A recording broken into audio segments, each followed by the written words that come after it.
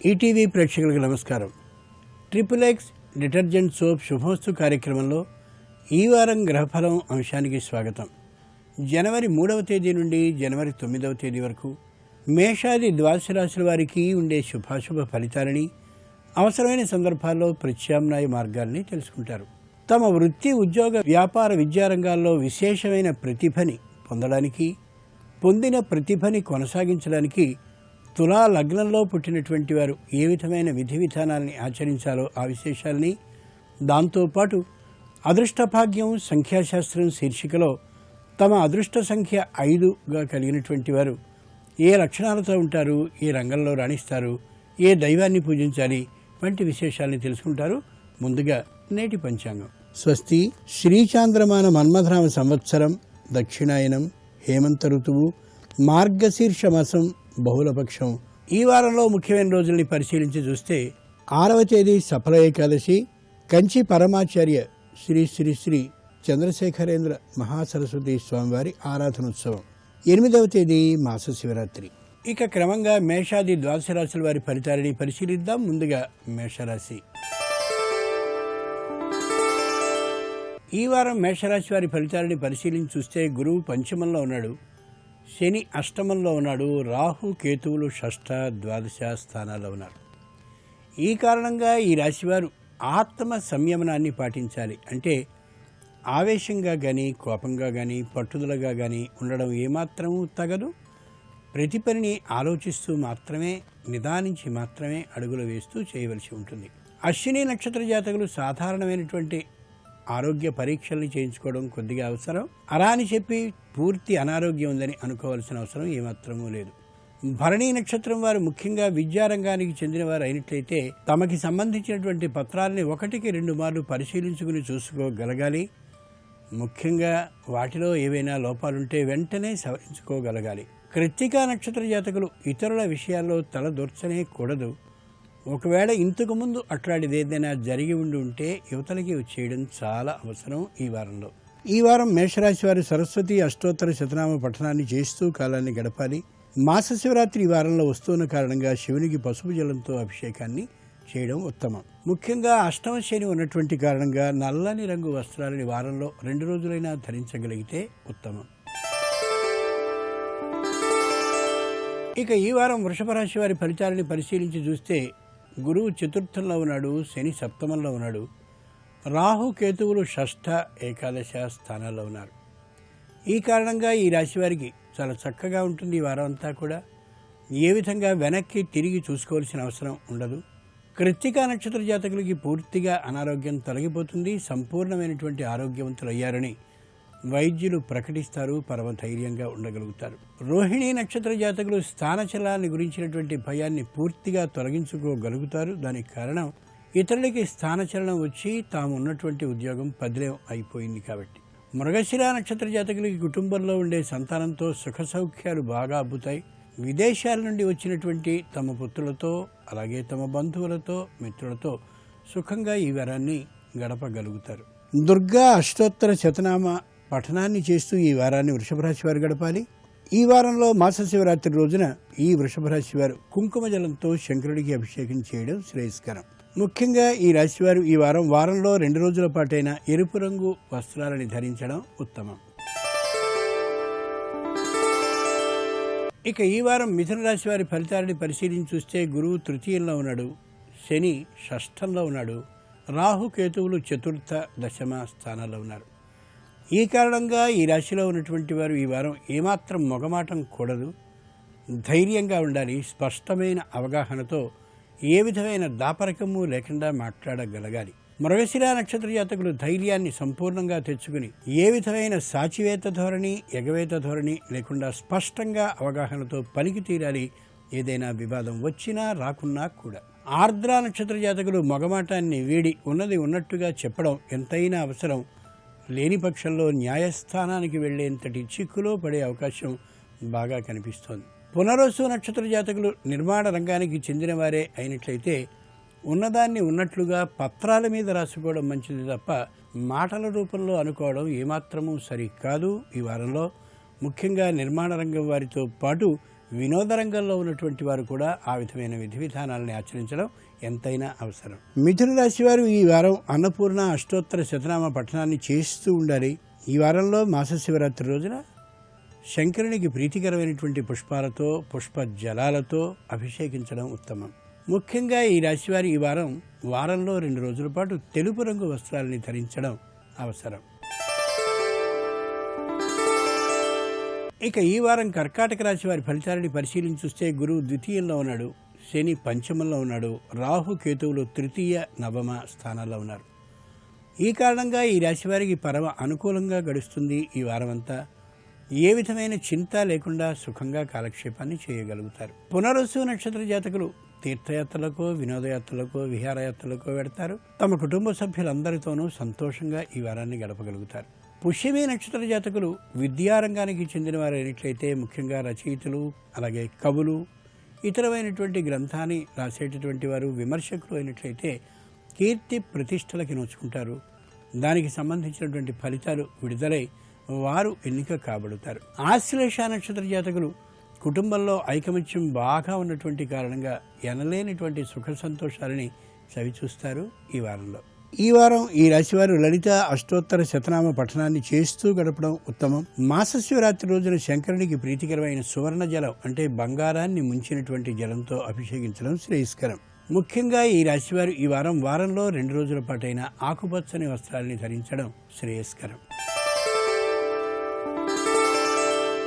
ఇక ఈ వారం సింహరాశి వారి ఫలితాలని పరిశీలించి చూస్తే గురువు ప్రథమంలో ఉన్నాడు, శని అర్ధాష్టమం అంటే 4లో ఉన్నాడు, రాహుకేతువులు ద్వితీయ అష్టమ స్థానాల్లో ఉన్నారు. ఈ కారణంగా ఈ రాశి వారికి ఈ వారం అన్ని ఒప్పందాలు పూర్తవుతాయి. ఇలా చేసుకోవాలి, అలా చేసుకోవాలనే ఒక మంచి ప్రణాళిక ఏర్పాటవుతుంది. ఈ రాశివారు ఈ ప్రణాళికకి అనుగుణంగా కానీ నడిచినట్లయితే సత్ఫలితాలని సాధించగలుగుతారు. మఖా నక్షత్ర జాతకులు ఎవరితో వ్యాపారాన్ని చేయాలో వారితో చక్కనైనటువంటి ఒప్పందాలని సకాలంలో చేసుకుంటారు, పటిష్టంగా చేసుకుంటారు. అది కలిసి వస్తుంది కూడా. పూర్వ ఫల్గుని నక్షత్ర జాతకులు ముఖ్యంగా రక్షక భట శాఖకి చెందినటువంటి వారైతే పదవి ఉన్నతిని పొందగలుగుతారు. అలాగే దాంతోపాటు వేతనంలో కూడా అభివృద్ధిని సాధించగలుగుతారు. ఉత్తర ఫల్గుని నక్షత్ర జాతకులు రుణాలన్నీ తీరినటువంటి కారణంగా సంతోషంగా ఉంటారు. దాంతోపాటు తాము అనుకున్నటువంటి ప్రదేశానికి దగ్గరగా ఉండేటటువంటి చోటికి వెళ్ళే అవకాశం కూడా బాగా కనిపిస్తోంది. ఈ వారం ఈ రాశివారు ఆంజనేయ అష్టోత్తర శతనామ పఠనాన్ని చేస్తూ గడపడం ఉత్తమం.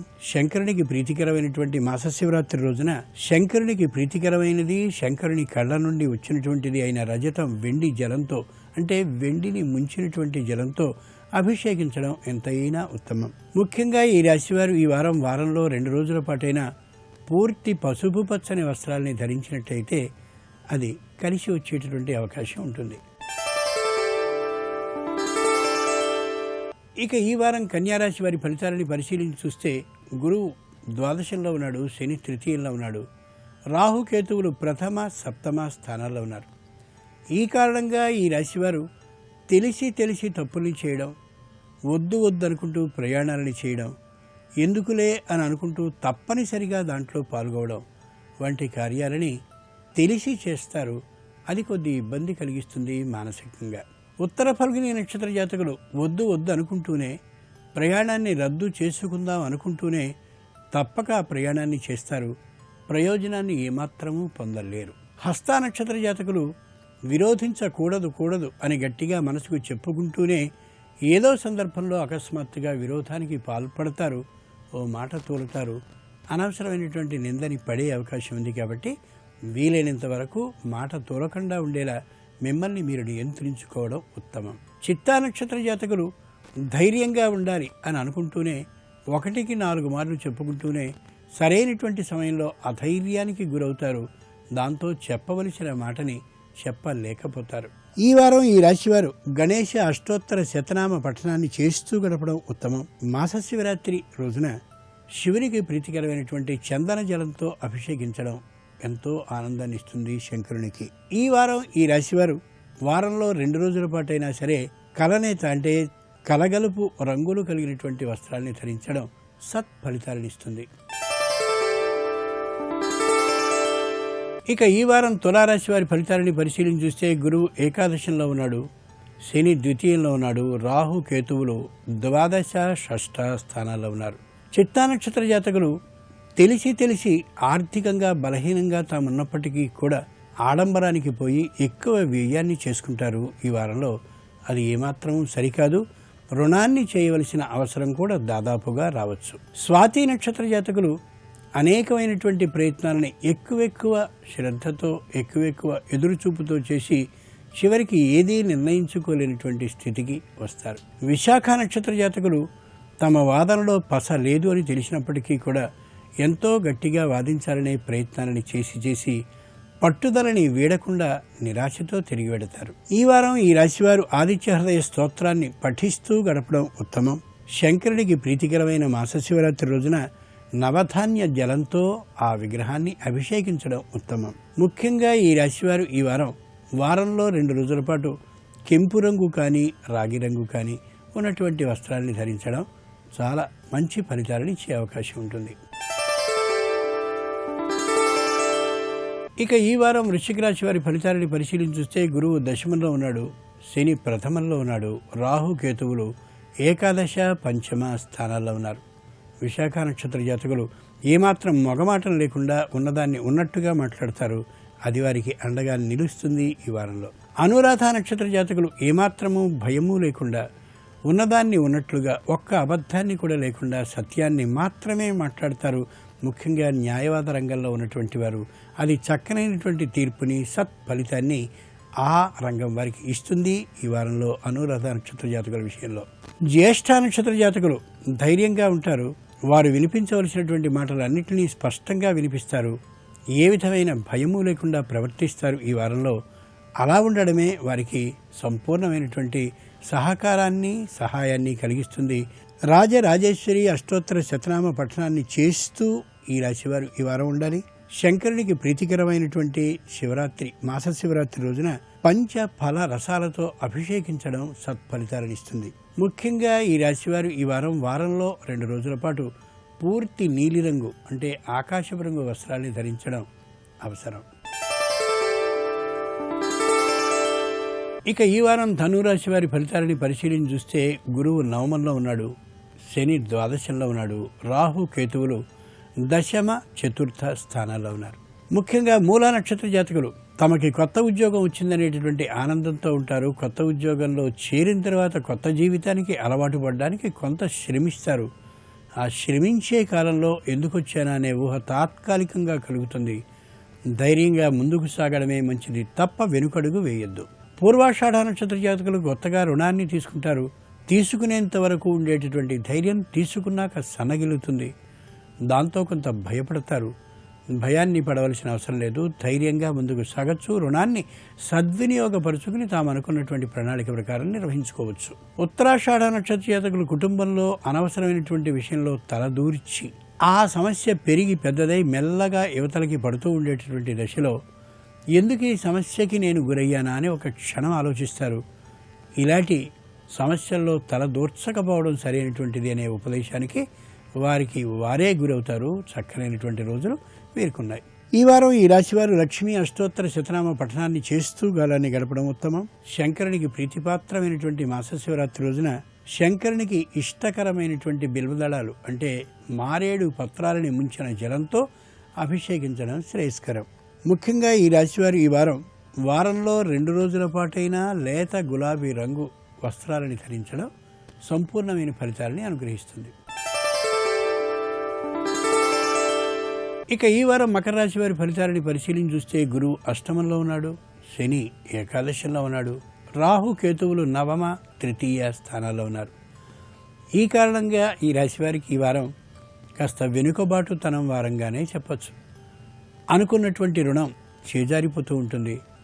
వెళ్ళవలసిన ప్రయాణం మెల్లగా వాయిదా పడుతూ ఉంటుంది. ఆరోగ్యానికి సంబంధించినటువంటి ఊహలు మరింతగా బలంగా అనారోగ్యం వస్తుందేమో అనేటటువంటి అభిప్రాయానికి ప్రవర్తిస్తూ కనిపిస్తాయి.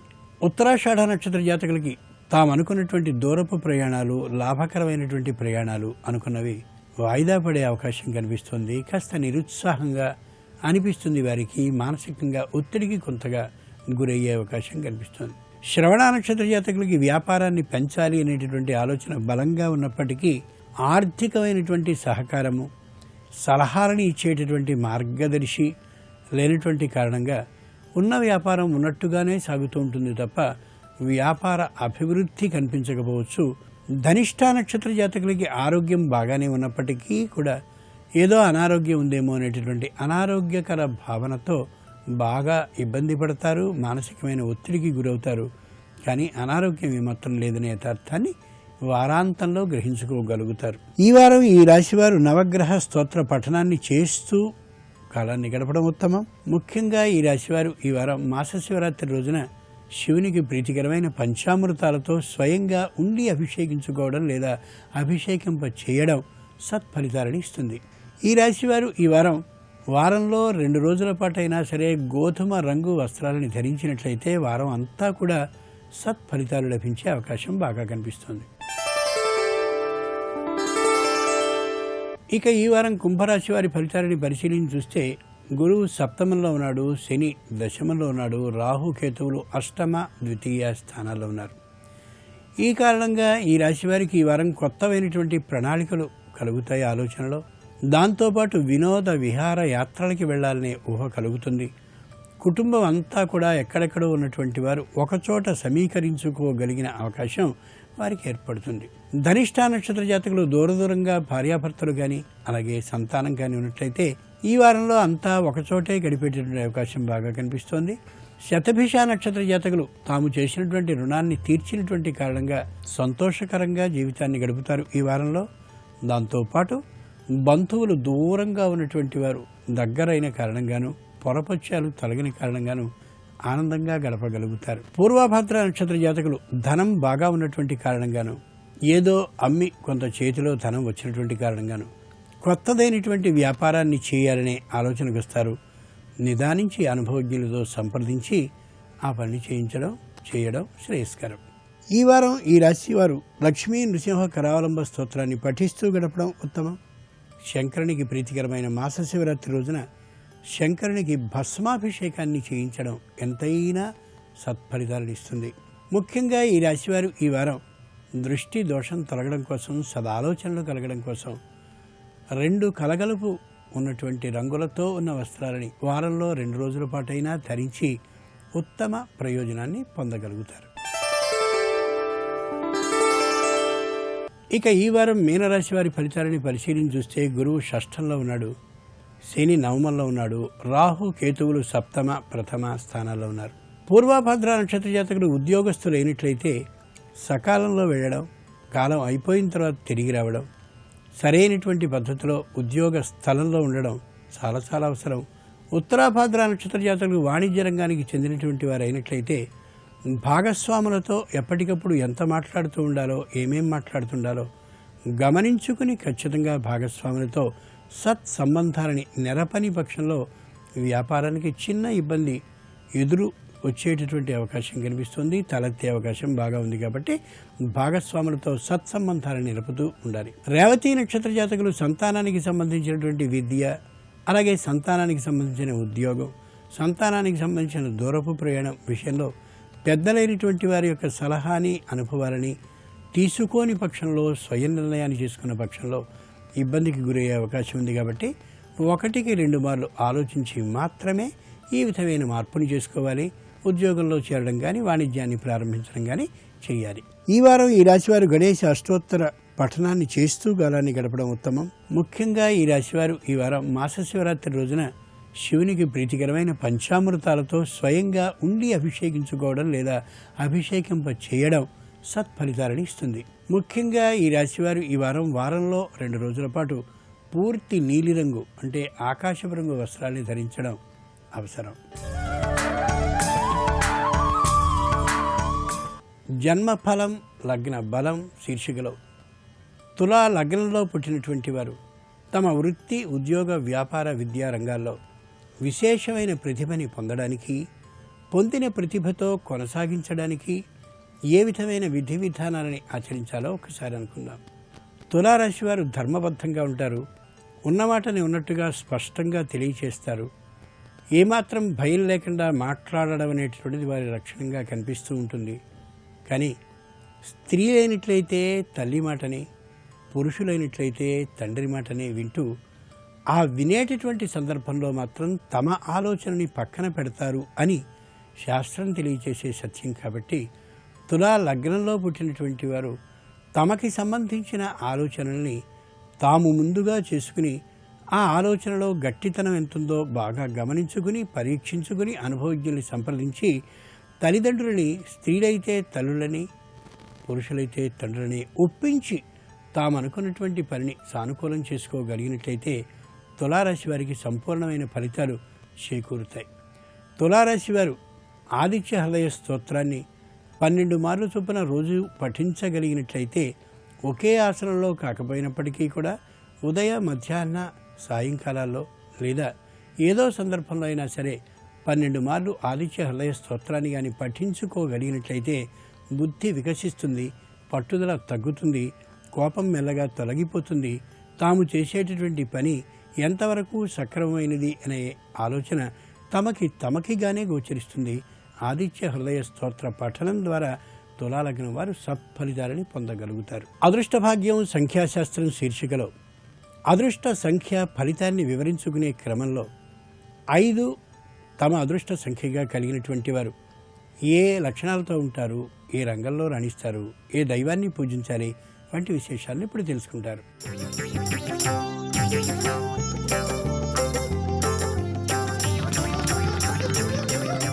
XXX డిటర్జెంట్ సోప్ శుభమస్తు కార్యక్రమంలో అదృష్ట భాగ్యం సంఖ్యాశాస్త్రం అంశానికి స్వాగతం. సంఖ్యాశాస్త్రంలో అదృష్ట అంకెను ఆధారంగా చేసుకొని ఆ వ్యక్తి యొక్క గుణగణాలు, ఏ రంగంలో ఎక్కువగా అభివృద్ధికరమైనటువంటి ప్రభావంతో రాణిస్తాడు, అతను వ్యాపారం చేసేటప్పుడు పాటించవలసినటువంటి ముఖ్య నియమాలు ఏమైనా ఉన్నాయా, వృత్తి ఉద్యోగాలలో ఎటువంటి అభివృద్ధికరమైనటువంటి ప్రభావాన్ని సాగించడానికి ఎటువంటి చర్యలు గైకొనాలి ఇత్యాది విశేషాంశాలన్నీ కూడా కేవలం ఆ వ్యక్తి యొక్క అదృష్ట సంఖ్యను బట్టి మనం గమనించవచ్చు. ఇదే సంఖ్యాశాస్త్రంలో దాగిన పరమార్థం. ఈ సంఖ్యాశాస్త్రం వ్యక్తి జీవితానికి అదృష్టాన్ని ప్రసరింపజేయటంలో సహకరిస్తుంది. 5 అదృష్ట సంఖ్య కలిగినటువంటి వ్యక్తుల యొక్క గుణగణాలు ఏమిటో మనం ఇప్పుడు తెలుసుకుందాం. 5 సంఖ్య సహజసిద్ధంగా బుధగ్రహానికి సంబంధించిందిగా ఉంటుంది. ఈ వ్యక్తులు లోతైన స్వభావం కలిగిన వారుగా ఉంటారు. ఏదీ కూడా తొందరపడి తమ అభిప్రాయాల్ని ఇతరులకు తెలియచేయనివ్వరు. అవసరం ఉన్నప్పుడు మాత్రమే మాట్లాడేటువంటి స్వభావం. ఆరోగ్య విషయంలో కూడాను వీరు బాగా తనకు చేతనైనంత వరకు కూడాను ఓర్పు వహించి ఉంటారు. ఇక లాభం లేదు అనుకున్నప్పుడు మాత్రమే తన అనారోగ్య విషయాన్ని ఇతరులకు చెప్పేటువంటి లక్షణం కూడా ఉంటుంది. వీరు తన పనేదో తాను చేసుకుని పోయే వ్యక్తిత్వం ఉంటుంది. కాబట్టి ఏ రంగంలో సుస్థిరమైనటువంటి స్థానాన్ని సంపాదిస్తారో ఆ రంగంలోనే అభివృద్ధికరమైనటువంటి ప్రభావంతో హాయిగా జీవితాన్ని గడపడానికి విశ్వ ప్రయత్నం చేసి సఫలీకృతులవుతారు. ఉన్నదంతా ఒకేసారి ఒకే దాని మీద పెట్టుబడి పెట్టి వ్యాపారం చేసినట్లయితే చాలా నష్టదాయకమైన ప్రభావాన్ని ఏర్పరచుకుంటారు.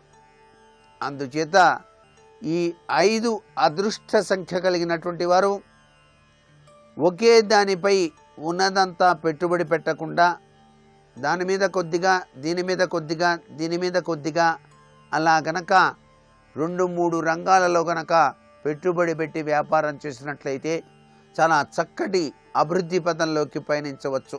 ఈ 5 అదృష్ట సంఖ్య కలిగినటువంటి వారికి హోటల్ కమ్ లాడ్జెస్, సరుకు కొని నిల్వ చేసి అమ్మేటువంటి వ్యాపారాదులు, సినీ సంబంధమైనటువంటి పరిశ్రమలు, సినిమాలు కొనుట అమ్ముట ఇత్యాది కళాత్మకమైనటువంటి వ్యాపారాదులు కూడాను కలిసి రావడానికి ఆస్కారం ఉంది. వీరు ఆచితూచి అడుగు వేసేటువంటి మనస్తత్వం ఉంటుంది కాబట్టి వీరికి డబ్బులు గనక ఇతరులు ఇచ్చినట్లయితే త్వరగానే వారికి చెల్లించాలి అనేటువంటి తపన ఉంటుంది. వీరు ఇతరులకి కనుక డబ్బులు ఇచ్చినప్పుడు అవి వెనువెంటనే రాక కించిత్తు ఇబ్బందికి గురవుతూ ఉంటారు. బోధనాచార్య తత్వంలో వీరు అడ్మినిస్ట్రేషన్ అంటే కార్యనిర్వహణాధికారి లక్షణం కలిగి ఉంటారు. చాలా చక్కగా నిర్వహణ సామర్థ్యాన్ని కలిగి ఉంటారు అని చెప్పేసి చెప్పవచ్చు. వీరు తప్పనిసరిగా కొలవవలసినటువంటి భగవంతుడు షిర్డీ సాయిబాబా, దత్తాత్రేయులు, రాఘవేంద్ర స్వామి ఈ యొక్క దేవతా స్వరూపాలని గనక ఆరాధన చేసినట్లయితే వీరి జీవితం అదృష్టకరమైన ప్రభావంతో విరాజిల్లుతుంది. సంతానం పట్ల అత్యధికమైనటువంటి ప్రేమాభిమానాలు ఉంటాయి. వారి కోసం వీరు జీవితాన్ని చాలా చక్కగా కొన్ని విషయాల్లో సంసిద్ధత వ్యక్తం చేస్తారు. భార్యాభర్తల మధ్య విభేదాభిప్రాయాలు పొడసూపుతాయి అనుకున్నప్పుడు వాటిని చక్కగా మలుచుకొని సత్సంబంధమైనటువంటి ప్రేమాభిమానాలతో జీవితాన్ని సాగించటానికి ఉపయుక్తులవుతారు ఈ 5 సంఖ్య కలిగినటువంటి వ్యక్తులు. వీరికి గృహములు యోగాన్ని కలిగిస్తాయి. వీరు చేసేటువంటి కృషికి భగవంతుని యొక్క అనుగ్రహం కూడా ఉంటుంది. వీరి ఆయుర్దాయం పరిపూర్ణ ఆయుర్దాయంగా ఉంటుంది. అనారోగ్య విషయాలు అంతగా బాధించవు.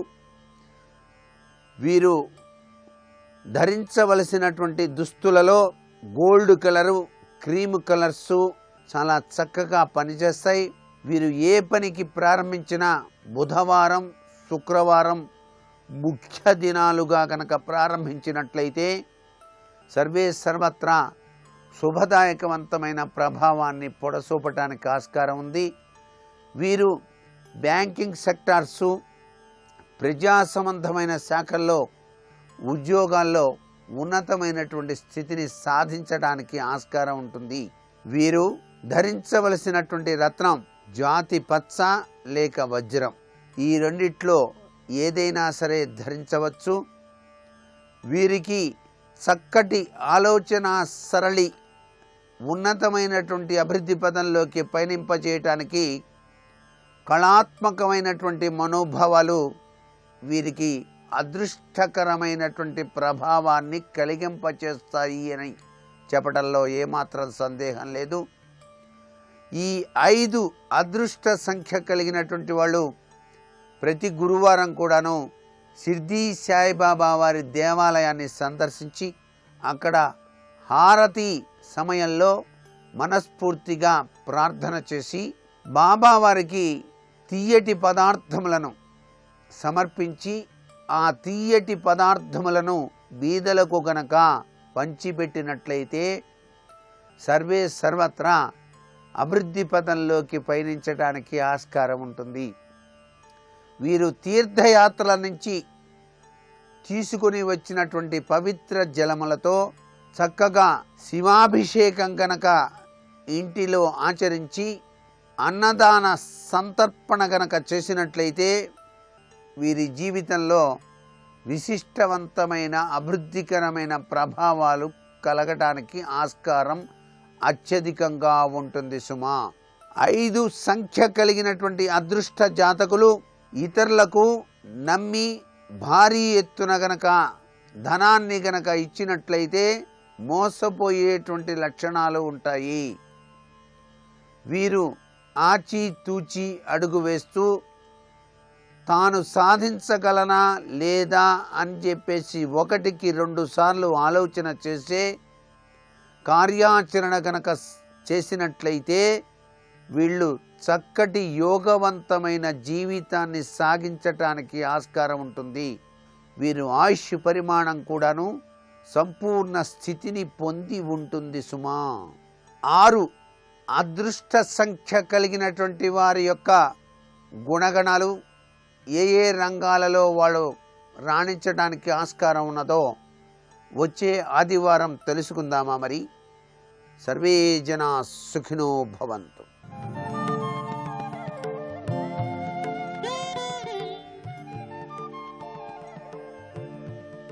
సుబ్రహ్మణ్యం సుబ్రహ్మణ్యం హర హర శివ శివ సుబ్రహ్మణ్యం సుబ్రహ్మణ్యం సుబ్రహ్మణ్యం శివ శివ హర హర సుబ్రహ్మణ్యం సుబ్రహ్మణ్యం సుబ్రహ్మణ్యం హర హర శివ శివ సుబ్రహ్మణ్యం సుబ్రహ్మణ్యం సుబ్రహ్మణ్యం శివ శివ హర హర సుబ్రహ్మణ్యం. మీరు ఎప్పుడు రాక్షసుల యొక్క కోరికలు చూడండి, వాళ్ళు ముందడిగేది ఏదంటే విశేషమైన బలం అడుగుతారు. రెండోది ఏమడుగుతారంటే మేము చచ్చిపోకూడదని అడుగుతారు. బ్రహ్మగారు ఎప్పుడు ఒక మాట చెప్తారు, అలా కుదరదయ్యా, శరీరం అన్నాక పడిపోతుంది. ఇంకొక మాట అడుగంటారు. బ్రహ్మగారిని బుట్టలో పెట్టానని వాడు అనుకుంటాడు, ఏదో గాలిన్ కుంభిని అగ్ని అంబువల ఆకాశ స్థలిన్ దిక్కులన్ రేలన్ ఘస్రమలం తమ ప్రబల భూరిగ్రాహ వ్యాళాదిచ్చరాది జంతు కలహ వ్యాప్తిన్ అని పెద్ద దండకం ఒకటి చదువుతాడు. ఏదో ఆకాశంలో, భూమి మీద, బయట, లోపల బ్రతుకున్న దాంతో, చనిపోయిన దాంతో ఇన్ని వరాలు అడిగి వీటితో నేను చనిపోనంటాడు. తథాస్తు అంటాడు. ఇంకా నన్ను చంపేవాడెవరు? అందుకే రాక్షసులు వెంటనే యుద్ధానికి ఎవరి మీదకి వెడతారంటే స్వర్గలోకం మీదకి వెడతారు. అక్కడ భోగాలు ఉంటాయి, అది అనుభవించాలి. అందుకని స్వర్గలోకాన్ని స్వాధీనం చేసుకుంటారు. వజ్రాంగుడిది కూడా అదే లక్షణం. కోరి కోరి కోరి కోరి అటువంటి కొడుకు పుట్టాలని తపస్సు చేసి కంది దితి. ఆయన శరీరము వజ్రముతో సమానమై ఉండేది. అందుకే గదాప్రహారముల చేత కూడా ఆయన సొక్కేవాడు కాదు. అటువంటి కొడుకుని కంది ఆయన తపస్సు చేసి వరాలు పొందాడు. పొంది దేవేంద్రుణ్ణి కూడా బంధీకృతుణ్ణి చేసి తీసుకొచ్చి కారాగారంలో పడేసి భోగములను అనుభవిస్తున్నాడు. పౌరాణికంగా ఒక కథ వినేటప్పుడు అది ఎప్పుడో జరిగిపోయిన కథగా వింటే చరిత్ర అవుతుంది. అప్పుడు చరిత్ర మనకేం ఉపయోగంగా పనికిరాదు. కానీ మనం కూడా జీవితంలో ఎక్కడ అటువంటి పొరపాటు చేస్తున్నామో, ఎక్కడ దాన్ని దిద్దుకోవలసి ఉంటుందో గ్రహించాలి అంటే అందులో ఉండేటటువంటి తత్వాన్ని పరిశీలనం చేయవలసి ఉంటుంది. కాబట్టి ఇప్పుడు ఇంద్రుణ్ణి బంధీకృతుణ్ణి చేసి ఆయన సమస్త భోగములను అనుభవిస్తున్నాడు. ఎంత పదవి లేకపోయినా ఇంద్రుణ్ణి కూడా తీసుకెళ్లి బంధీకృతుణ్ణి చేస్తే దేవతల గౌరవం ఏమవుతుంది? దేవతలందరూ వెళ్ళి సృష్టికర్త అయిన బ్రహ్మగారికి చెప్పుకున్నారు. ఎందుకని వరాలు ఇచ్చినవాడు ఆయనే. బ్రహ్మ అనేటటువంటి పదవికి ఒక గౌరవం ఉంటుంది. ఏమిటా గౌరవం అంటే ఆయన ఇంటికంతటికి పెద్దవాడు. ఈ సృష్టిని అంతటినీ చేసినటువంటి వాడు చతుర్ముఖ బ్రహ్మ.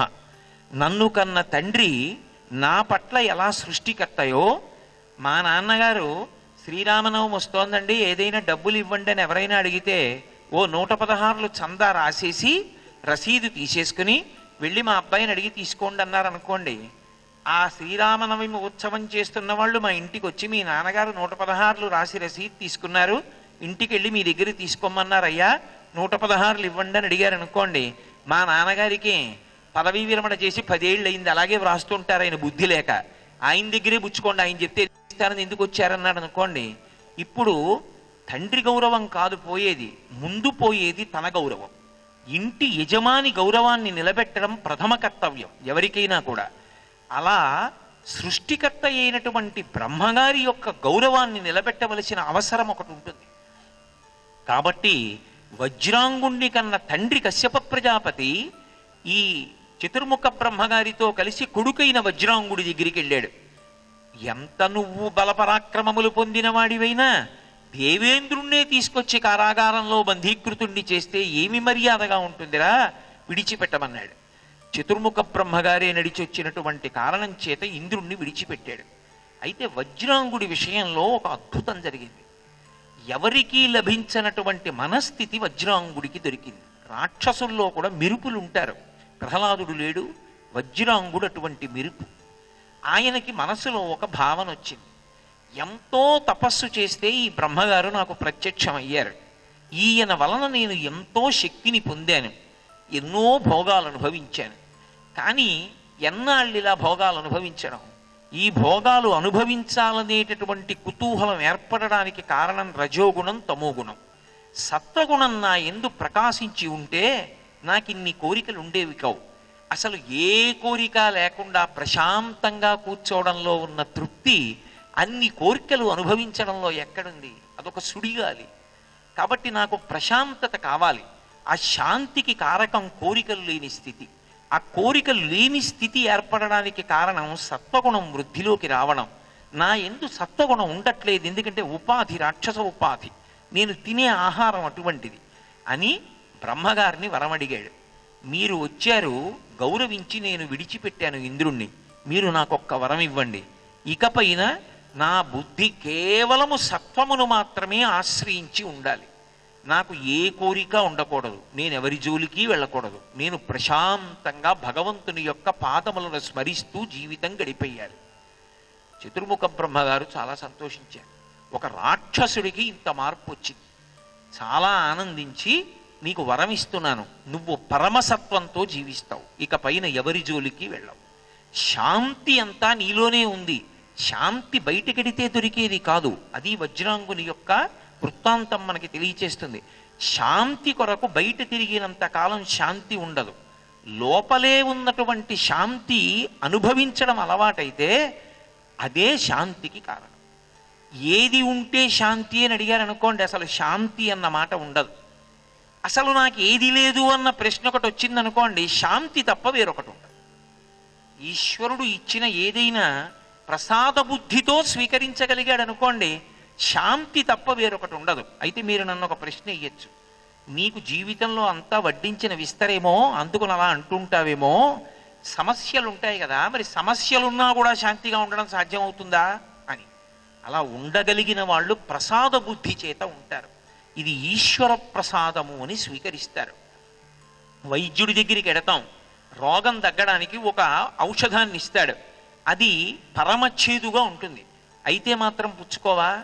రోగం తగ్గడానికి చేదుగా ఉన్న ఔషధాన్ని ఎలా సేవిస్తావో అలా మనశ్శాంతికారకమై నువ్వు ప్రశాంతంగా ఉండి భగవంతుడి పాదములు పట్టుకుని మళ్ళీ ఇటువంటి సమస్యల సుడిగుండంలో చిక్కుకోకుండా ఉండాలంటే తరుణోపాయం ఆయన పాదాలు ఒక్కటే. అలా పట్టుకుని ఈ జన్మలో కర్మఫలాన్ని అనుభవించేస్తే అక్కడతో అక్కడ వదిలిపోతుంది. అలా అనుభవించకుండా అనుభవిస్తూ భగవంతుని పాదాలకి దూరం అయ్యారనుకోండి, మళ్ళీ ఉత్తర జన్మల్లో ఈ చేసుకున్న పాపమే మళ్ళీ కట్టిగుడిపి మళ్ళీ అశాంతి అనుభవించడానికి కారణం అవుతుంది. అందుకే అటువంటి శాంతితో జీవనం చెయ్యాలి అంటే సత్వగుణం లోపల ప్రబలాలి. దానికి భగవంతుడిచ్చిన దేనినైనా సరే ప్రసాదంగా స్వీకరించగలిగినటువంటి లక్షణం ఒకటి సాధన చేత ఉత్పన్నము కావాలి. పెద్దలు ఒక మాట చెప్తుంటారు, ఇద్దరు దేవాలయానికి వెళ్ళారట. ఒక ఆయన భగవంతుడితో అంటున్నాడు, అయ్యా నాకు అనుకూలవతి అయిన భార్యని ఇచ్చావు, ఆ కారణం చేత ఈ యజ్ఞయాగాది క్రతువులు చేస్తున్నాను, ఇంటికొచ్చిన నలుగురికి అన్నం పెట్టుకుంటున్నాను, భగవంతుణ్ణి సేవించగలుగుతున్నాను, ఇంత అనుకూలవతి అయిన పత్నినిచ్చిన నీకు నమస్కారం అన్నాడు. ఆయన వెళ్ళిన 10 నిమిషాలకి ఇంకో ఆయన వచ్చాడు, అయ్యా పరమగయ్యాళి భార్యని ఇచ్చావు, నేను ఏదైనా ఒక సంకల్పం చేస్తే అది జరగడానికి వీల్లేదంటుంది, అంత వ్యతిరేక ధోరణితో ప్రవర్తించగలిగిన గయ్యాళి భార్యని ఇచ్చావు కనుకనే నాకు వైరాగ్యం వచ్చింది, నాకు ఈ లంపటం మీద అసహ్యం కలిగింది. అనుకూలవతినిచ్చి ఉంటే ఆ లంపటంలో తగులుకుని ఎంత పాడైపోయి ఉండేవాణ్ణో, నాకు గయ్యాళి భార్యనిచ్చిన నీకు కృతజ్ఞత అన్నాడు. ఆయనది కృతజ్ఞత, ఈయనది కృతజ్ఞత. ప్రసాద స్వీకారమునందుంటుంది. ఈశ్వరుడిచ్చినది ప్రసాదము. ఆ ప్రసాదము రుచి నీకెందుకు? అది ప్రసాదం. ఆ ప్రసాదము వలన నీ కర్మ క్షయమవుతోందని జ్ఞాపకం పెట్టుకో. నాకు మోకాళ్ళ నిప్పులు వచ్చాయనుకోండి, ఈశ్వర ప్రసాదం. ఎందుచేత ఎప్పుడో ఏ కుక్క మోకాల మీదో కొట్టుంటాను, పాపం అది చాలా కాలం బాధపడి ఉంటుంది, అందుకే తొందరగా మోకాళ్ళ నొప్పులు వచ్చేస్తే ఇప్పుడు నేను చేసినటువంటి పాపం క్షయమైపోతాను. మోకాళ్ళ నొప్పుల్ని ఈశ్వర ప్రసాదంగా స్వీకరించేశాననుకోండి, పరమానందం. ప్రసాద బుద్ధితో స్వీకరించిన వాడికి శాంతి ఉంటుంది. ప్రసాద బుద్ధితో స్వీకరించకుండా నాకు ఇలా కాకుండా ఇంకోలా ఉంటే నేను బాగుండేవాడిని, సంఘర్షణ మాత్రమే. ఇప్పుడు నీకు శాంతి లేదు, శాంతి లేని వాడివి సత్కర్మాచరణం ఎలా చేయగలవు? చాలా కష్టం. అందుకే శాంతికి కారణము బుద్ధి యందు సత్వం అంకురించుట. వజ్రాంకుడు నిరూపించాడు. చతుర్ముఖ బ్రహ్మగారు వెళ్ళిపోతూ ఒక పెద్ద పరీక్ష పెట్టి వెళ్ళాడు. బాగా ఊంచుకునే లక్షణం ఇవ్వాలి. పరమ ప్రశాంతంగా ఉండడానికి కావలసిన వాతావరణం అంతా ఇచ్చి వెళ్ళిపోయాడు అనుకోండి, శాంతిగా ఉండడంలో గొప్పే ఉంది. పరమ ప్రశాంతంగా ఉండడానికి వ్యతిరేకమైన వాతావరణం ఇచ్చారనుకోండి, అప్పుడు కూడా ప్రశాంతంగా ఉన్నారనుకోండి, ఇప్పుడు సత్వం బాగా ఏర్పడిందని గుర్తు. అందుకే వెళ్ళిపోతూ వెళ్ళిపోతూ వరాంగి అని ఒక అత్యంత అందమైన స్త్రీని సృష్టించి బహుమానంగా ఇచ్చి వెళ్ళిపోయాడు. ఆ వరాంగి విశేషంగా సేవించింది వజ్రాంగుణ్ణి. చాలా కాలం సేవించిన తరువాత చేసిన సేవలకి తృప్తి పట్టాడు వజ్రాంగుడు. భార్యని పిలిచి, ఓ వరాంగి, నిన్ను నాకు చతుర్ముఖ బ్రహ్మగారు ప్రసాదించాడు, ఆయన ప్రసాదంగా నిన్ను స్వీకరించాను, భార్యాస్థానంలో కూర్చోపెట్టాను, ఇంతకాలం సేవించావు, నన్నేం అడగలేదు. ఇది శాంతిగా ఉన్నట్టు కనబడి శాంతి లేకపోవడానికి, శాంతిగా ఉన్నట్టు కనపడి శాంతి యందు నిలబడడానికి ఎంత తేడా ఉంటుందో చూపిస్తున్నారు. అంత గొప్పగా భర్తని అనువర్తించినట్లు కనపడింది, అన్ని సేవలు చేసినట్లు కనపడింది. పిలిచి అడిగాడు వజ్రాంగుడు, ఇంతకాలం సేవించావు కదా, ఏ కోరికతో సేవించావు, నీకేమైనా కోరిక ఉందా, చెప్పు, నీ కోరిక తీరుస్తానన్నాడు. ఆవిడంది, విష్ణువుని ప్రబలంగా ద్వేషించేటటువంటి వాడు, లోకాలన్నింటినీ కూడా బాధ పెట్టగలిగినటువంటి వాడు, అపారమైన బలవంతుడు, ఎవడి పేరు చెప్తే దేవతలు కూడా ఏడుస్తారో అటువంటి వాణ్ణి నాకు కొడుకుగా కటాక్షించు. పరమ ప్రశాంతంగా ఉన్నాడు కదా వజ్రాంగుడు. అంత ప్రశాంతంగా ఉన్నటువంటి తటాకంలో, అలలు లేని తటాకంలో ఎవరో రాయి విసిరారనుకోండి, మళ్ళీ అలలు వస్తాయి. కానీ అలలకున్న లక్షణం ఏమిటంటే అవి మళ్ళీ ఒడ్డుకెళ్ళి వెనక్కొచ్చి ఆ సరోవరంలోనే కలిసిపోతాయి. మళ్ళీ సరోవరం ఏ కదలిక లేకుండా చూసుకుంటే అలాగే ఉంటుంది ప్రశాంతంగా. ఆయన బాధపడ్డాడు, నేను సత్వగుణాన్ని ఆశ్రయించాను, ఎవ్వరికీ బాధ కలగడానికి కారణం కాకూడదనుకున్నాను, పరమ ప్రశాంతంగా ఉన్నాను. తీరా కోరిక కోరమంటే విష్ణుద్వేషి, విష్ణువు యొక్క బాధకి కారణమయ్యేవాడు కావాలంది. విష్ణు భగవానుడు స్థితికారుడు, ఆయన ఎప్పుడూ ధర్మాన్ని నిలబెడుతుంటాడు. ఆయన అవతారం తీసుకున్నాడు అంటే ధర్మాన్ని నిలబెట్టడానికే, ధర్మము పట్ల వ్యతిరేకులైన వారిని శిక్షించడానికే వస్తాడు. శ్రీ మహావిష్ణువుని బాధ పెట్టగలిగిన కుమారుడు కావాలని అడిగింది ఈ వరాంగి. ఇప్పుడు ఈమె కోరిక తీరిస్తే లోకములకు బాధకి నేను కారణము కాలా, అశాంతి పొందాడు. పొంది కర్తవ్యతానిష్టయందు శాంతి పొంది. ఇది చాలా పెద్ద మాట సుమండి, చాలా గంభీరమైన మాట నేను వాడింది. కర్తవ్యత నిష్ట పరమశాంతికి కారణం. బాధ్యత అన్న మాట అందుకే ఉండదు. మీరు కావ్యాల్లో కానీ పురాణాల్లో కానీ ఇది నా బాధ్యత అండి అని ఎవరనరు. కౌసల్యా సుప్రజా రామ పూర్వా సంధ్యా ప్రవర్తతే ఉత్తిష్ట నరశార్దూల కర్తవ్యం దైవమాన్హికం అంటాడు.